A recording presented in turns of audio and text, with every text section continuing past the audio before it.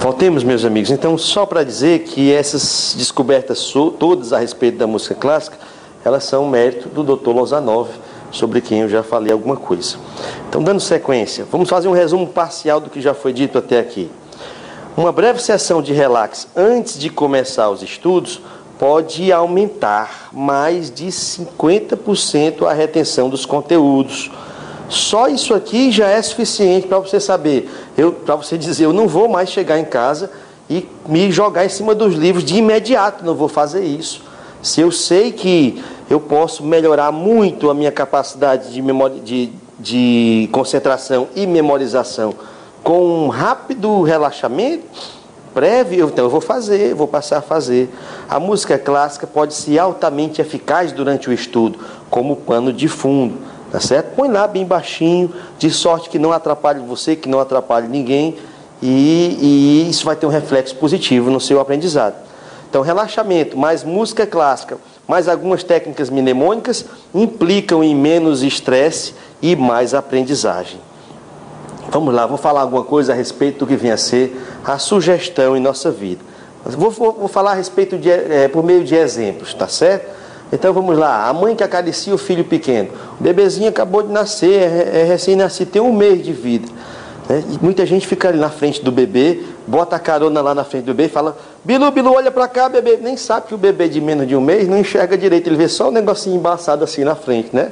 Mas a pessoa se acha o máximo fazendo aquele show pro bebê, tudo bem, não tem problema. Aí que o menino começa a chorar porque não conhece a sua voz, né?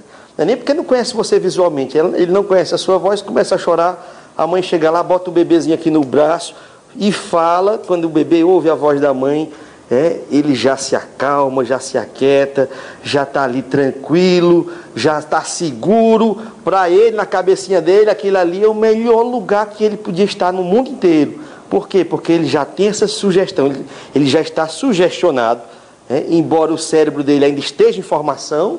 O ser humano é um dos poucos animais sobre a Terra que não nasce com o cérebro pronto, ainda vai aos pouquinhos, né, se fazendo.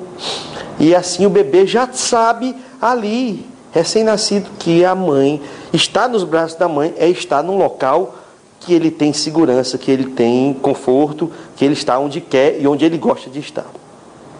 O pai censura o filho por algum erro. Meu menino pequeno ainda, meu filho, não pode botar o dedinho na tomada, senão leva choque. O menino vai guardar aquilo para o resto da vida dele, aquilo é uma sugestão que o pai passou para ele, tá certo? O professor repete diariamente os mesmos ensinamentos aos seus alunos.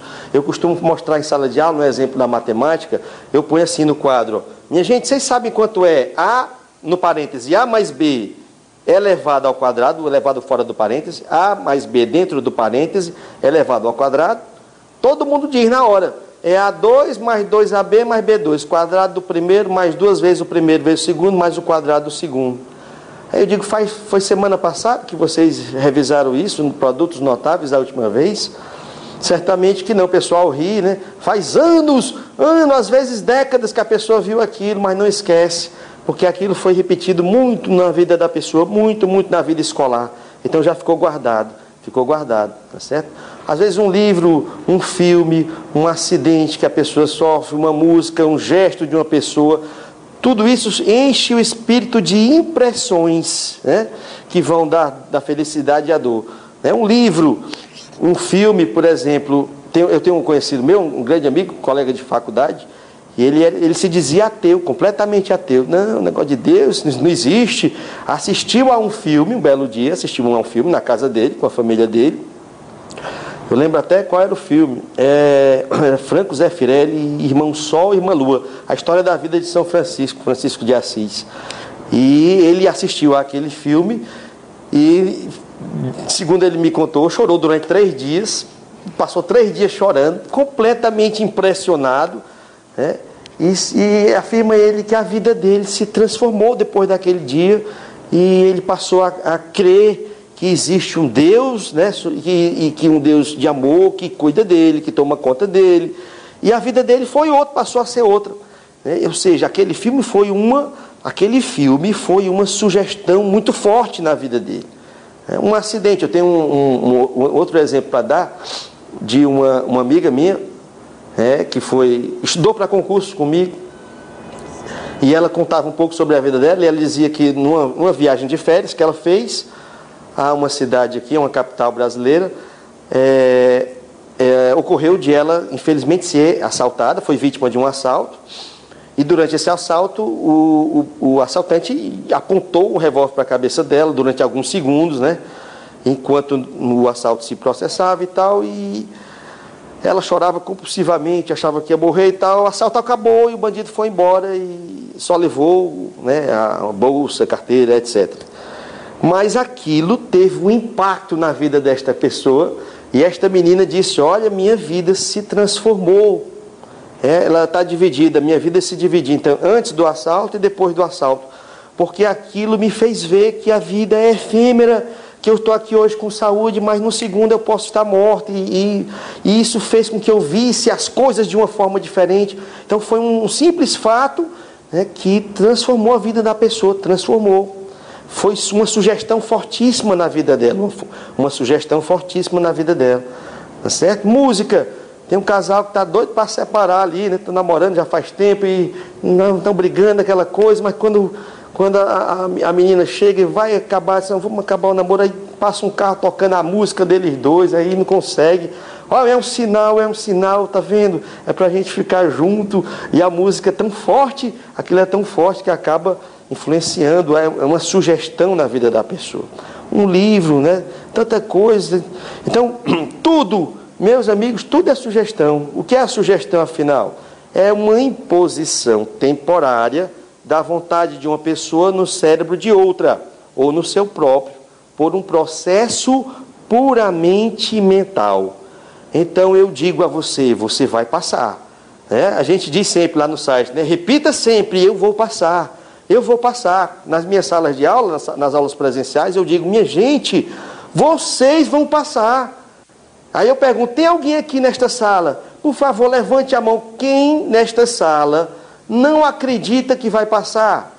E para minha tristeza, algumas pessoas ainda levantam a mão, porque elas próprias não acreditam que têm capacidade e têm toda a condição do mundo de passar no concurso. Então elas estão sugestionando a si próprias, né? Só que infelizmente de uma maneira negativa, de uma forma negativa. Então, se você, meu amigo, se você, minha amiga, bota na sua cabecinha que não vai passar no concurso, você está certo, você está certa, infelizmente. Tem uma frase bastante conhecida, atribuída ao Ford, né, o Henry Ford, né, que diz o seguinte, ele falava o seguinte: se você acha que pode ou se acha que não pode, você está certo. Então vocês perceberam que aí que ele tinha essa noção perfeita de que você é aquilo que você acredita que é. Você pode aquilo que você acredita que pode, tá certo? Se você se sugestiona que pode, a sua chance é real, você realmente pode, você pode, de fato, você vai conseguir. Se você se sugestiona que não pode, de fato, você não pode, não vai poder. Até poderia, mas você está sugestionado negativamente. Tudo é sugestão, meus amigos, tudo é sugestão. As sugestões se perdem? Não, elas ficam todas guardadas. Quem adivinha onde? As sugestões ficam todas guardadas no nosso inconsciente. Eu vou citar alguns exemplos. Um irmão está ensinando o outro: ô menino burro, meu Deus, Deus me livre, mas é um jumento. O pessoal ri quando eu conto essa passagem. Essa passagem, meus amigos, eu tirei lá de casa, tá certo? Eu vou pedir desculpa ao meu irmão, mas vou contar para vocês. Eu sou 8 anos mais velho que meu irmão, né? 8 anos, 7 anos. Sou 7 anos mais velho que meu irmão. Então, desde que eu me entendo por gente, que eu sempre fui muito bom em matemática, sempre. E meu irmão, contrariamente a mim, não tinha lá tanta facilidade. Então, o maior castigo que minha mãe colocava para mim era dizer assim: hoje à noite você vai ensinar matemática ao seu irmão. Aquilo era um castigo, para mim era horrível, porque eu tinha muita facilidade e ele muita dificuldade. Então, a minha paciência para ensiná-lo não durava mais do que 30 segundos. A minha mãe dizia, você hoje tenha paciência, ensine com paciência. Está certo, vou ter paciência, hoje eu vou ensinar direitinho a ele. Mas com menos de um minuto a minha paciência se esgotava e de repente eu me via gritando, né?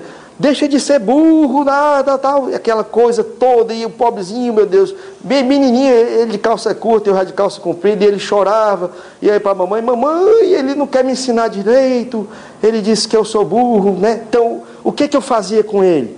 Eu sugestionava, e negativamente, hoje eu percebo tudo isso, né? Se eu tivesse essa noção há 20 anos...